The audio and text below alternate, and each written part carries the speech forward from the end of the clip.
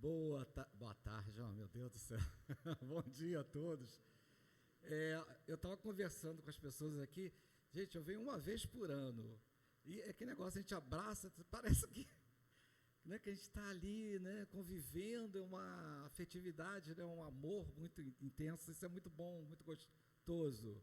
Eu posso ir aqui, pegam aqui ainda? Aqui, posso? Tá? Eu vou ficar mais para, vou ficar na frente do Joel, né? Pronto, aí no.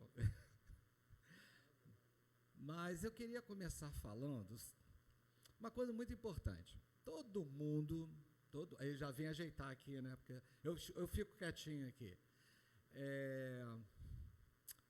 Todo mundo reclama muito das redes sociais. Posso até na janela agora que não tem problema. Muita gente reclama das redes sociais, dos canais de televisão, né, de rádio, da programação, que é uma programação ruim, e que fala de escândalo, de notícias ruins, né, e que as mídias sociais estão repletas de fake news, né, de coisas totalmente anticristãs. E nós temos um canal, nós temos uma emissora que fala de espiritismo, fala de evangelho 24 horas por dia.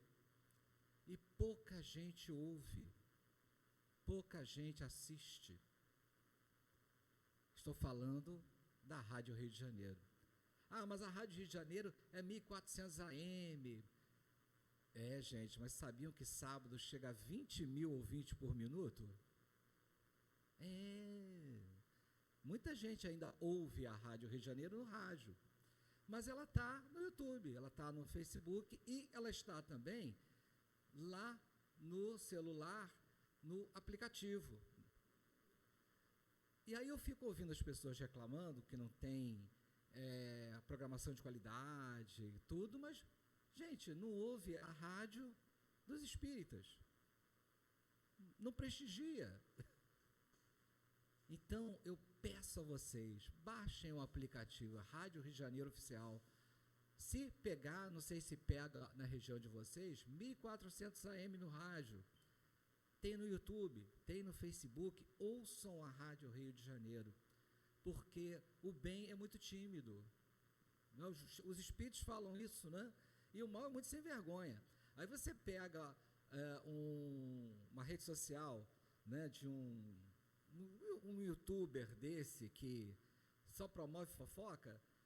Cara, o cara tem 5 milhões de seguidores, 4 milhões de seguidores, meu Deus do céu. E aí a Rádio Rio de Janeiro tem hoje no YouTube, tem 48 mil. E é interessante porque nós somos no Rio de Janeiro em torno de 400 mil espíritas.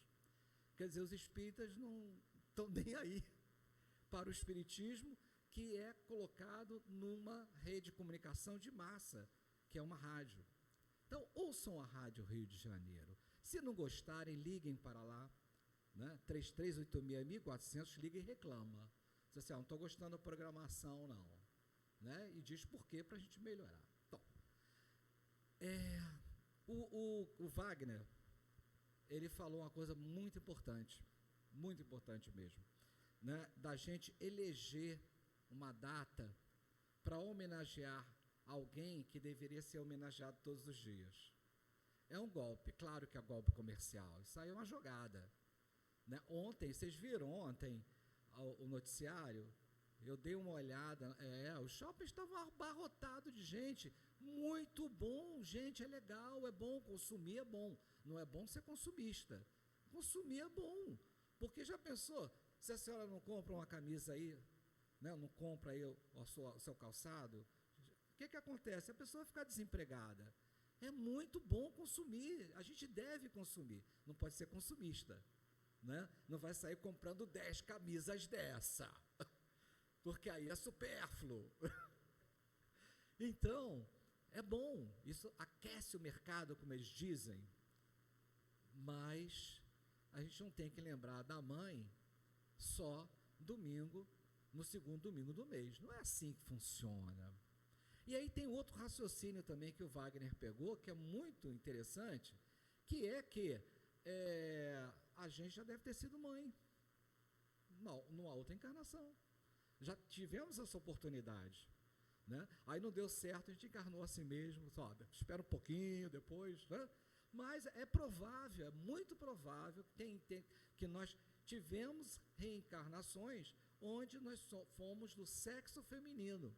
Ah, mas isso importa? Não, não importa. O sexo não importa. O importa é o bem que a gente faz. Não importa o instrumento que a gente esteja, não importa, né, esse lápis, não é? Ele só vai ser importante da utilidade que eu der para ele. Se eu escrever um palavrão ou se eu escrever a palavra amor. Então, o instrumento, ele é o quê? Ele vai ser fruto da inteligência, do amor, do sentimento que eu der para ele. O corpo é a mesma coisa, o corpo é um instrumento. Então, se eu passar para esse corpo utilidade, ele vai ser bom. Então, não importa o sexo, gente, isso aí é até uma conversa ultrapassada, né? Dentro do espiritismo, quem é espírita, acredita na reencarnação, não pode ter preconceito de cor, de gênero, de raça, não pode, não tem como. Porque a gente já foi negro, a gente já foi escravo, a gente já foi feitor, a gente já foi militar, a gente já foi mulher, já foi homem, a gente já teve muita experiência. Agora, o que a gente fez com essa experiência? E é o que agora é o que a gente aprende com Maria. O que Maria fez com a oportunidade que ela teve de, né, não era nada demais, né? Ela só ia conceber né, aquele que iria mudar toda a história da humanidade. Nada demais, que é isso? E aí volta, e é algo que a gente tem que aprender, porque a gente vai falar de Maria como modelo de mãe também, mas é um aprendizado. Então, vamos voltar a 2000 anos atrás, e a gente vai ver Maria, e mais duas Marias, e mais João, aos pés da cruz, e Maria tentando entender por que fizeram isso com o filho dela.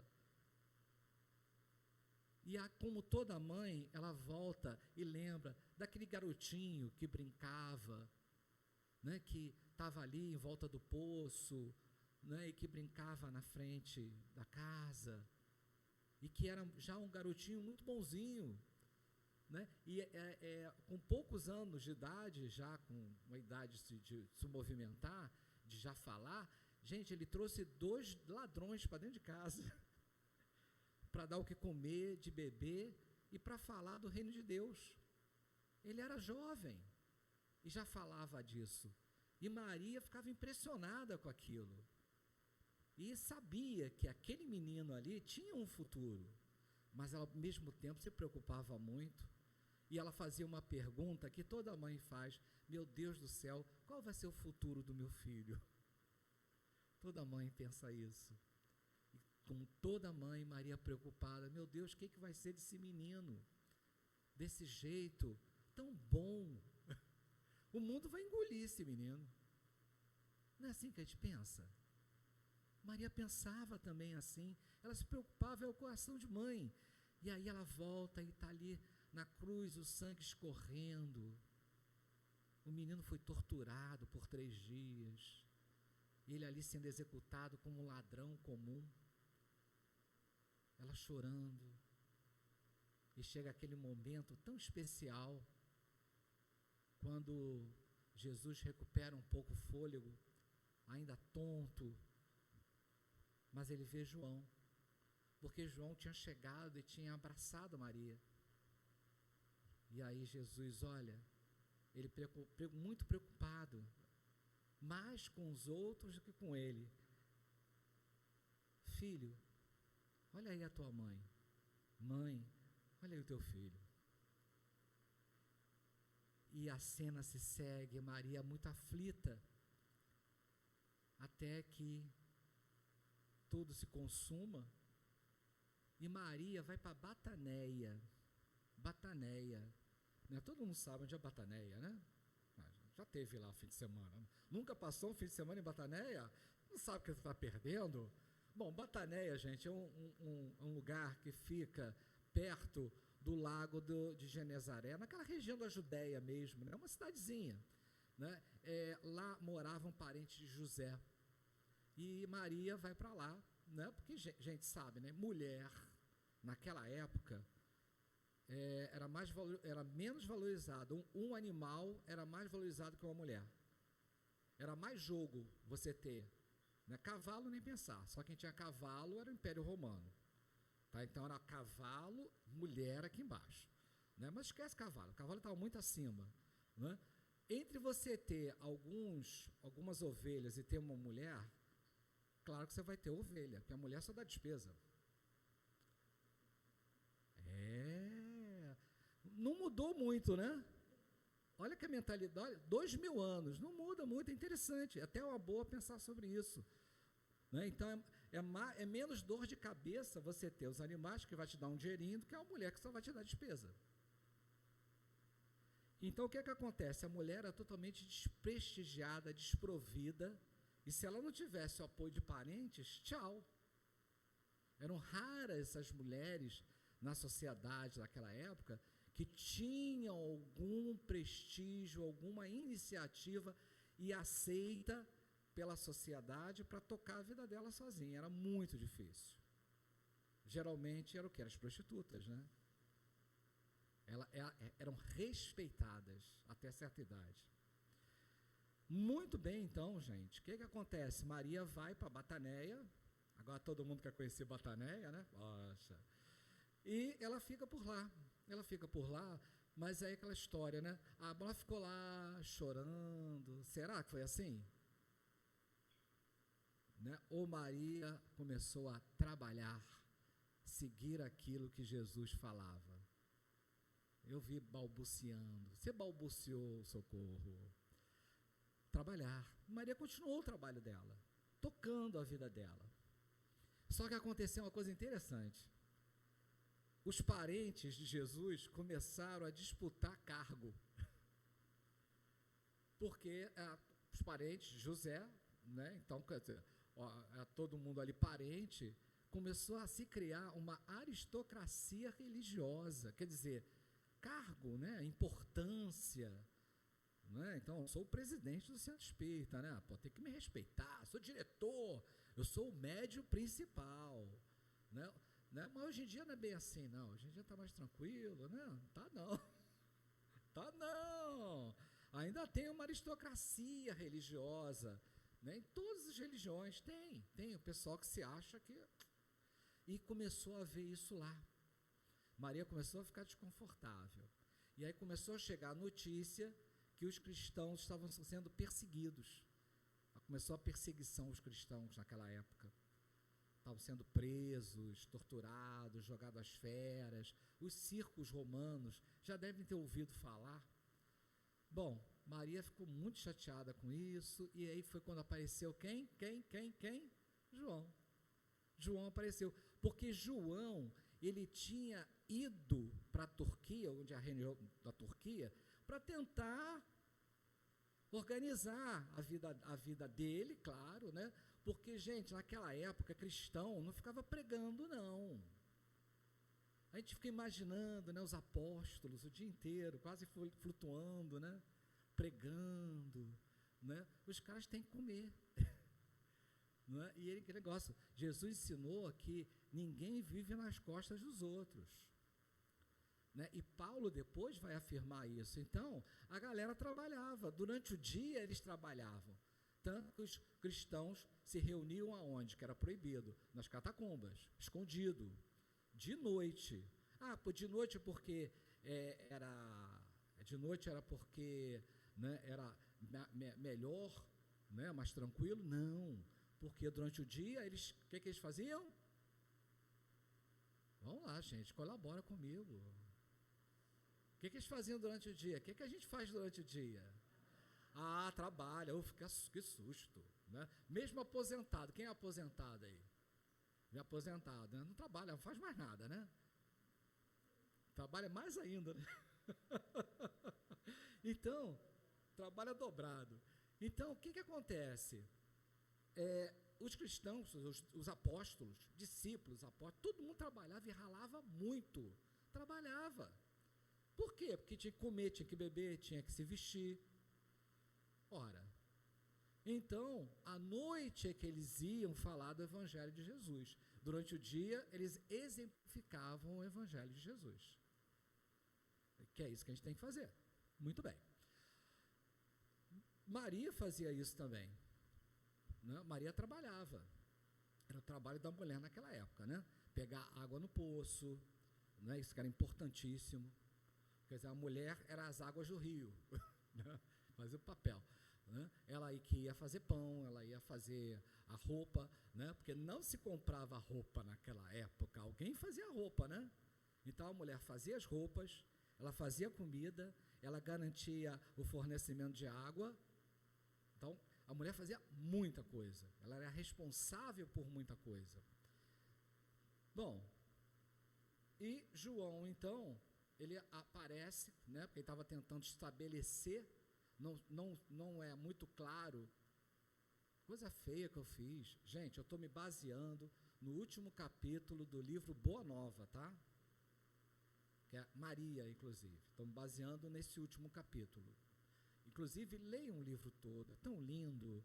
Tá? O livro, né, ele não é uma descrição histórica, né? Ele é baseado em relatos que Humberto de Campos pegou da espiritualidade, tá? Por isso tem muita gente até que critica o livro, mas pelo bom senso você vê que foi aquilo que aconteceu. E, bom, João então vem e pega Maria lá em Bataneia, né? Todo mundo aí, né, ávido por conhecer Bataneia, e vai para Éfeso. Éfeso é legal. Éfeso é na Turquia, está lá até hoje. E o João consegue, junto com os potentados lá, né, os reis do lugar, uma casinha muito simples, muito pequenininha, mas, gente, olha que beleza, com vista para o mar. Legal, né? Mas a casinha tinha vista para o mar, e eles se estabeleceram ali em Éfeso, Maria e ele, e que se cumpre então, né, o pedido para que João cuidasse de Maria como mãe e a mãe Maria cuidasse de João como filho. E foi tocando a vida assim, e eles começaram a servir. E aí a gente pensa, né, o que aconteceu? Maria ficava flutuando, né, ficava orando o dia inteiro. Não, gente, era um trabalho muito duro. E eles começaram a fazer o que Jesus fazia. O que era? Ajudar as pessoas no caminho. E vocês sabem que a fofoca corre solta, e logo se soube que Maria, mãe de Jesus, estava morando em Éfeso. Então vamos para Éfeso. E as pessoas começaram a ir para a casa dela. E Maria, ela realmente, gente, Maria era um espírito superior. Agora vamos falar da espiritualidade, né, de Maria. Ela era um espírito superior. Era um espírito que estava, né, realmente em uma escala espírita, e ela não precisaria, o que pode chamar hoje, né, de espíritos puros, está no Evangelho segundo o Espiritismo, que é o espírito de primeira ordem. Ela veio, ela pediu a missão, mas, como todo processo reencarnatório, ela tinha o esquecimento do passado. Ela pediu isso, tanto que ela não lembrava de nada, tanto que ela se surpreende com Jesus. Ela entendia Jesus, mas ela estava surpresa com aquela situação. E isso é muito bonito, porque mostra que ela não se revoltava. Ela aceitava aquilo tudo, ela se resignava, e aí tem uma coisa bonita, ela se resignava dinamicamente e positivamente, que é uma coisa que a gente tem que aprender. Resignação é o quê? É aceitar a situação. Mas você pode aceitar a situação e ficar sentado aí, não é? Pois é, né? Está com esse problema, né? Que jeito? Aí você fica sentado lá. Pois é. A vida é assim, né, Joel? Aí você fica lá. Não reclama, mas também não se move.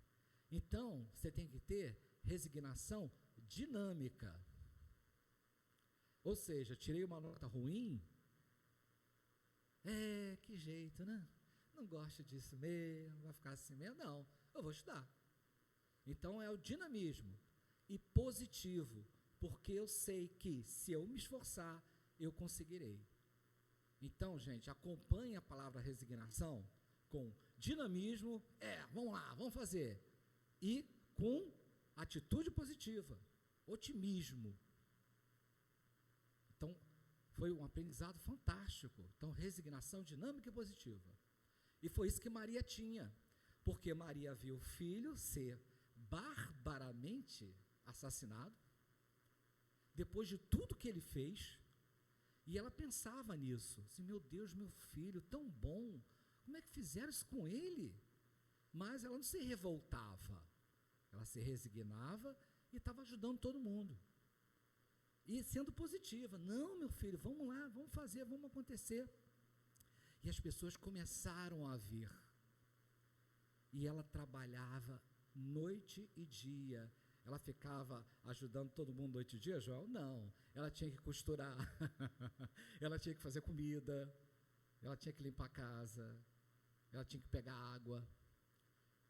Aliás, naquela época, gente, olha só, se vocês por acaso, a gente voltar no tempo, e vocês forem morar em Éfeso, não pega nenhuma casa com vista para o mar, porque se ela tem vista para o mar, é porque ela fica longe do poço. É uma furada, tá? Então, dica de viajante do tempo, tá? Não façam isso. Pega uma casa embaixo, perto do poço, que é mais cara, com certeza. Casa perto do poço era mais cara, né? Aliás, hoje em dia, ainda é. Então, o que acontece? Muita gente vem e passa por Maria, e se recebe, e aí começa a todas essas designações que a gente conhece hoje. Um dia, um ranceriano não tem notícia de cura, não tem, mas tem notícia de quê? De consolo. Um ranceriano ficou muito consternado, muito feliz com o que Maria fez por ele, e ele chama ela de a filha de Jesus, perdão, a mãe de Jesus, a mãe santíssima. É o primeira designação que a gente encontra de mãe santíssima. E o tempo foi passando, ela atendia muita gente era atendida por ela. Inclusive, uma pessoa tentou chegar até ela, mas não conseguiu, desencarnou antes. Ela desencarnou, parece que ainda na Turquia, foi Maria Madalena. Maria de Magdala, quando se viu muito doente, Maria de Magdala, ela contraiu a hanseníase, e ela resolveu ir até Maria, mas ela desencarna antes, ela não consegue chegar. Mas ela ia para Éfeso, ela ia ficar com Maria. Maria, então, continua, né, a vida dela de serviço, e ela sabe, novamente, ela sabe de notícias de que os cristãos estavam sendo perseguidos, e que agora estava havendo uma disputa interna do que chamavam dos homens do caminho, né? Porque os cristãos, né, essa designação de cristão vai ser dado por Lucas, que teve com Maria, ele teve com Maria, e o Lucas fala, não é melhor chamar de cristão não, em vez de homens do caminho? Né? E aí o pessoal adotou cristãos, e os cristãos estavam sendo perseguidos agora, violentamente, quer dizer, essa notícia já tinha chegado, mas que agora de uma maneira muito intensa, e ela sabe das brigas internas, né? Os judeus e cristãos estavam brigando na casa do caminho, que era o quê? Era aquela briga, né? Vai circuncisar os cristãos como os judeus? Não, não circuncisa, ou seja, começaram a misturar as religiões, né? Coisa que acontece no espiritismo hoje, né? Não é nada de mal a princípio, mas a gente tem que vigiar, não é? Porque a gente acaba colocando os rituais, muito da igreja católica, no espiritismo, para ficar o quê? Para ficar confortável para a gente, né? Porque a gente fez tanto isso, que agora a gente sente um pouco de falta, e aí a gente às vezes ritualiza o espiritismo para adequar para a gente não se sentir desconfortável. Você quer que negócio, está faltando alguma coisa, eu não ajoelhei. Né? Puxa vida, não fiz o sinal da cruz. Né? Porque você fez isso tanto, que você sente falta. Né? E a gente desacostuma algumas coisas. Por exemplo, algumas pessoas, aqui, que legal, ó, aqui não. Tem gente que abre a garrafa para magnetizar a água, não é? E aí, mas por quê? Para abrir? Não, para o espírito colocar ali as coisas. Gente, é espiritual, não é material. Então, vai entrar na garrafa de qualquer maneira, fica tranquilo. Não é? Mas o que é que acontece? A gente está materializado ainda. Não é ruim, olha, não é ruim, não. É uma coisa que a gente tem que desencanar. A gente tem que começar a pensar aqui, né, espiritualmente. Mas a gente vem de uma caminhada materialista tão grande, e aos poucos a gente vai conseguindo, mas a gente tem que pensar. Então, estava uma disputa danada, e Maria fica chateada, meu Deus do céu, gente, poxa, meu filho falou tanto sobre isso, uma casa dividida, né, ela entra em ruína, né, e ela vai, né, mas a vida vai seguindo, e ela vai, até que um dia aparece uma outra pessoa, com um problema imenso, imenso. Ela recebe essa pessoa, e era um problema assim, sabe, daqueles que, para resolver, vai demorar bastante tempo. E ela fala assim para essa pessoa, olha, não se preocupa não, isso também passa. Parece assim uma frase simplória, mas não é, ela é carregada de muita sabedoria. Porque a gente, quando está com um problema, a gente acha que aquilo ali vai acabar nunca. A gente parece que a gente fica parado, congelado. E quando a gente fala que passa, move com uma virtude muito importante, fé. Porque a fé, ela também é dinâmica e positiva. Porque a gente acha, a fé é esperança, né? Eu tenho esperança, aí eu fico sentado e não faço nada. Como se a esperança fosse se movimentar. A esperança não se movimenta. Teve um educador brasileiro que ele criou um verbo chamado esperançar, justamente para tirar a ideia que a esperança é uma coisa parada. Esperançar é um verbo, que quer dizer o quê? Eu vou esperar fazendo. Ou seja, tudo bem, a coisa vai acontecer, mas eu vou me movimentar para que aconteça.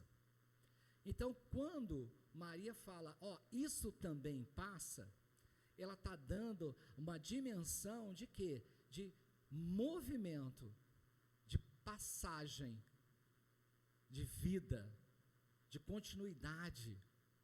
E a gente tem que colocar na nossa cabeça, né? E eu, quando cheguei aqui, até falei com o Socorro, né? Eu estou vivendo um problema bem difícil, tá difícil, o troço está, né? E há 2 dias atrás, parecia que não se movimentava, estava assim, grudado, né? E começou a se movimentar, porque passa. Agora, já estava passando, mas por quê? Porque eu estava me movimentando. Agora, a ideia é que estava cristalizado, não se movia. Então, quando Maria fala para essa pessoa, isso também passa, ela estava movimentando uma série de valores, de conceitos, de virtudes. Fé raciocinada. O que é fé raciocinada? Né? É aquela, né, que eu coloco frente a um problema e que ela é maior que o problema, mas também eu raciocínio para quê? Para resolver aquele problema. Então, eu estou trocando ideia com os outros, eu estou lendo, eu não estou parado, esperando a fé, não. Eu estou fazendo com que a fé funcione. Né? O Kardec, no Evangelho segundo o Espiritismo, ele coloca até que a fé, né, ela realmente se movimenta. Basta dizer, Jesus também falou isso, desculpem, Jesus falou, a fé transporta montanha. Não é porque é movimento. É movimento. Né? E esperança, do esperar. A gente já falou sobre esperançar, do esperar fazendo. Emmanuel fala, esperar fazendo, esperar se movimentando. Então, essa afirmativa que Maria dá, isso também passa. Raciocinem, porque uma coisa boa do Espiritismo é que os conceitos, eles são amplos, eles não são simplórios, são simples, mas não são simplórios. Então, a gente tem que pensar. Né? E aí é um dos motivos das casas espíritas estarem vazias. Tem que ir lá para pensar. Não, eu quero ouvir a pessoa ir embora. Não. Né? Aí a pessoa, aquele negócio, eu estava conversando com um amigo, né? Aí ele faz palestra também, aí esse cara fica com medo quando eu falo que no Espiritismo você não tem que apenas estar acompanhando, você tem que trabalhar, se movimentar, fazer alguma coisa, principalmente interno. Aí eu fico com medo que a hora que todo mundo vai embora, né? Nunca mais volta. Porque, cara, o pessoal quer o quê? Tudo pronto, né? Todo mundo quer pronta. Religião, o pessoal quer uma religião pronta. Né? Eu sento, a pessoa diz, fale o nome de Jesus e você será salvo. Aí você fala, Jesus! Tudo resolvido, legal, vou para casa, tá? Poxa, estou liberto. Não, gente, não é assim não. Não é assim. E Maria, ela falava isso. Olha, o meu filho falou. Olha que chique, gente, não é demais? Você fazer uma fala assim, olha, o meu filho falou que vamos dizer aqui, isso já tinha, não tem a data lá, mas vamos colocar que já tinha uns 20 anos isso. Né? Tinha 20 anos que Jesus tinha desencarnado, Jesus desencarnou, ele tinha desencarnado. E ela falava, meu filho falou que é para a gente ter bom ânimo. Olha, a gente tem que carregar o nosso fardo, nenhum fardo é mais pesado que o nosso, mas a gente tem que aceitar o jugo. Essas palavras eram muito claras para aquelas pessoas, né? Porque né, o boi carregava, né? Aquele jugo, e aquele jugo ali, né? Era para quê? Para direcionamento, era para o bem dele, era para o bem, porque senão ele se perdia.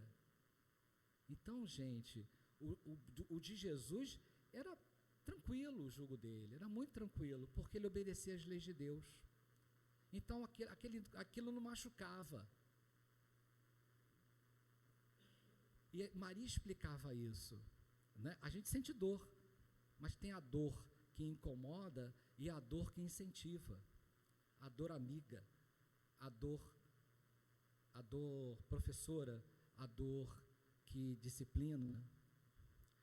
Se vocês estivessem numa outra situação que não essa, são cadeiras muito confortáveis que nós temos aqui, mas se você tivesse com alguma obrigação, essa cadeira estava incomodando pra caramba, você estava sentindo dor, estava incomodado, nossa, aguento mais, mas você suporta a pressão que a gravidade está fazendo aí, você suporta, porque você sabe que é uma dor boa, mesmo a cadeira sendo confortável.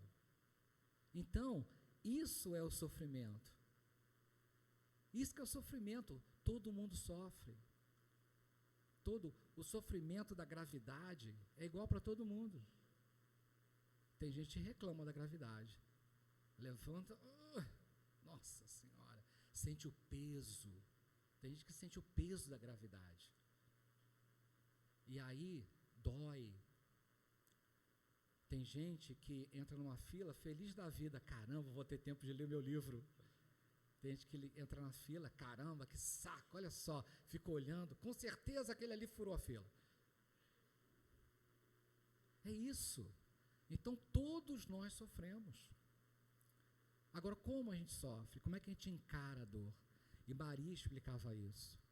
Até que um dia, Maria bem alquebrada, já cansada dos anos, surgiu um pedinte. um pedinte surgiu e chegou: mãezinha, me ajude, por favor. E Maria, como sempre, pegou, levou para dentro de casa, ofereceu pão, água. E ele começou a falar do reino de Deus. E ela achou assim: meu Deus do céu, eu sempre é que consolo, agora eu estou sendo consolada. E ela sentiu uma familiaridade naquela voz, uma docilidade, ela se sentiu bem. E o pedinte chegou, estendeu as mãos para ela e disse: minha mãezinha, que saudade de você. E ela vê as marcas da crucificação. E aí ela não aguenta, cai em lágrimas: meu filho, meu filhinho, o que fizeram com você? E ela cai. E aí ela vê os pés, a marca dos cravos, e ela tenta beijar os pés de Jesus. Jesus a segura, a levanta, beija os seus olhos, e ela assim, no instinto, afasta o manto que ele estava, vê a marca da lança no coração, beija aquela cicatriz, abraça Jesus, e Jesus fala: minha mãezinha, agora o reino dos céus é seu. Meu Pai pediu para que você fosse a rainha dos anjos. Maria desfalece. Por 2 dias, ela entra num estado como que comatoso e se desprende. Quando ela se desprende, ela é levada por espíritos benfazejos e ela pede para rever Nazaré, ela pede para rever o lago de Genezaré. Lembra quando Jesus caminhava por entre as suas margens para pregar o Evangelho, mas ela lembra dos circos. E ela pede para ir a um desses circos.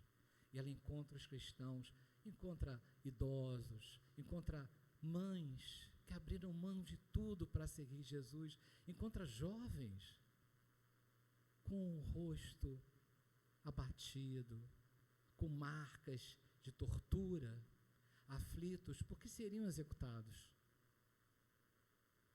Ela, muito consternada, vai em cada um e faz uma prece. Mas quando ela está saindo, ela ainda lembra de Jesus e chega perto de uma jovem e diz assim: minha filha, canta. E ela começa a cantar. Vocês conhecem essa música? Somos companheiros, amigos, irmãos, que vivem alegres pensando no bem. A minha alegria é de bons cristãos, não ofende a Jesus, nem fere a ninguém. A nossa alegria é bem do Evangelho, vibra e contagia, da criança ao velho, mesmo entre perigos, daremos as mãos, como bons amigos, como bons cristãos. E então eles rumam perante o circo e diz Chico Xavier, numa psicografia de Emmanuel, que eles não sentiam o último golpe fatal. Maria, então, está no reino dos céus. Convencionou-se às 18 horas fazermos uma prece. 18 horas tem a hora da Ave Maria na Rádio Rio de Janeiro. Eu convido a todos hoje, às 18 horas, sintonizarem 1400 AM, se tiverem um rádio. Se não tiverem, coloca lá, baixa o app, né, Rádio Rio de Janeiro Oficial, porque aí não tem no YouTube nem Facebook, porque é só os programas ao vivo. Vamos juntos participar hoje dessa oração, porque todos nós, ou já fomos mães, seremos, somos, mas nós temos uma mãe que está no céu, que podemos contar com ela e que foi o grande exemplo de caridade que nós tivemos. Eu agradeço profundamente estar aqui neste dia, ainda que por convenção, mas sabendo quanto de exemplo esta mulher, enquanto encarnada na terra, nos deu, e que nós podemos direcionar nossas orações para ela. E aí eu convido a todos, Ave Maria, cheia de graça, o Senhor é convosco, bendita sois entre as mulheres, e bendito é o fruto que do vosso ventre nasceu, nosso Mestre. Santa Maria, Mãe de Jesus, roga a Deus por nós, que erramos tanto, agora e na hora de nosso desenlace, que assim seja. Muito obrigado.